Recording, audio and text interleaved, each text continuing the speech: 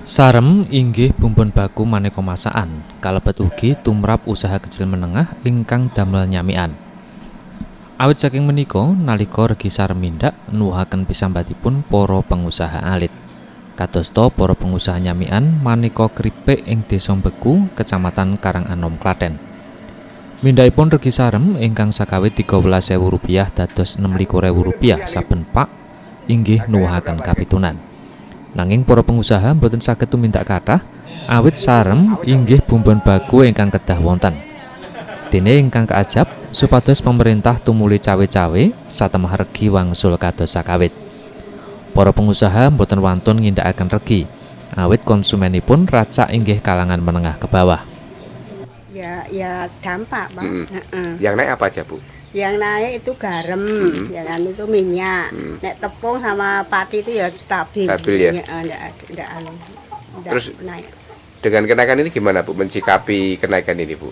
Ya itu isinya biasanya itu 6, tapi saya kasih 5. 5 ya. Bu, garam dulu berapa kalau beli dulu, zaman dulu? Dulu tuh dangdut itu cuma 13.000. Sekarang berapa? 30.000. 30.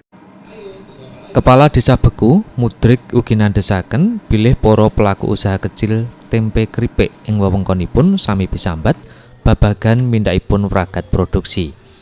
Bapadan ingkang dipun tampi dening pengusaha inggih namung sekedhik dene menawi sesangganipun saya awrat awit mindhakipun regi sarem dipun kuwatosaken badhe kathah pengusaha ingkang kukut.